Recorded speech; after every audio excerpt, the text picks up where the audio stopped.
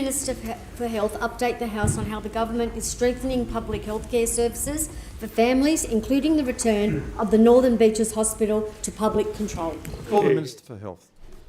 Thank the member for Shellharbour and Parliamentary Secretary for that question, and arguably one of the toughest decisions that this government has had to make, a tough decision for today that we think will set the Northern Beaches community up far better when it comes to the delivery of health services for tomorrow, was essentially bringing that hospital out of private hands back into public hands, Mr. Speaker. And this is a significant reform, and I'll talk about privatisation soon, but it highlights a very, very different plan for healthcare in New South Wales, Mr. Speaker.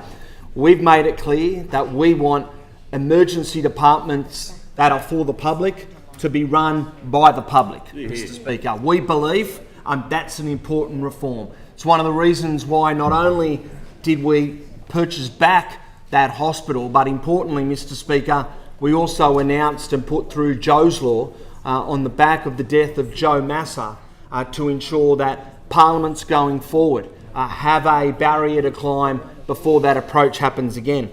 But Mr. Speaker, I want to make it very clear today that privatisation is part of their DNA. And today I'm going to, for the gallery, outline a number of comments being made by those opposite around privatisation, highlighting two things: a different plan for healthcare services in New South Wales, but also how they say one thing to one group of people and another to another group of people. And that's tricky.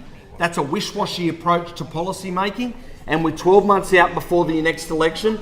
It's time to come clean. Mr. Speaker, and Epping.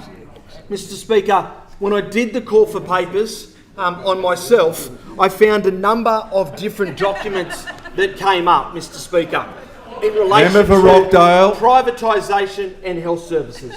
The first one was from that senior member of the Liberal Party in the other place, the Honourable Chris Rath. In 2023, he said, and I quote, "Those opposite should look carefully at their language when they say privatisation has been bad for this state.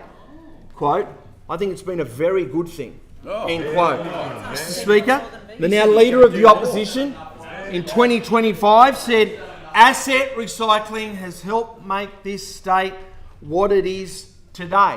End quote. Damien Chudaho from the other place on 8th of the 11th, 2022 said, "Members opposite clearly have an interest in privatisation, but they don't know how to do it. We've done it successfully and will continue to do it successfly." Yes, member for Shellharbour. I have extra time, please, to listen to the Minister's response. Additional 2 minutes is Mr. Speaker, then when they're forced to confront this issue of privatisation that has caused huge damage in our public health system, then it starts to get a little bit grey and wish-washy. And with 12 months to go, it's time you show your hand about your support for privatisation, because recently the opposition leader has since said, "I am ambitious to build more infrastructure in this state, so we need to come up with ways to fund that." I don't have the answers just yet. It's worse.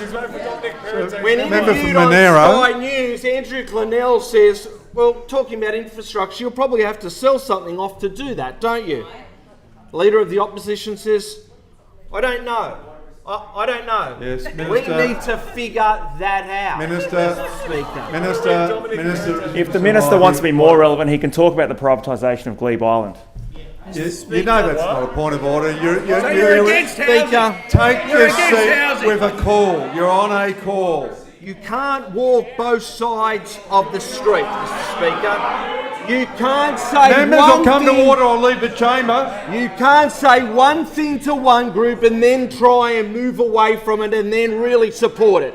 Mr. Speaker, the people of New South Wales, 12 months out from the important election, in a period where we have very, very tough economic circumstances and a challenging environment, expect strong leadership and a clear plan.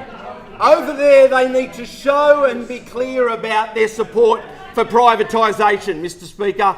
We've been clear over this side. We're not selling public hospitals to the private sector. That's done. That's done. Over there, that is what the people of New South Wales are going to get. It's time to come clean.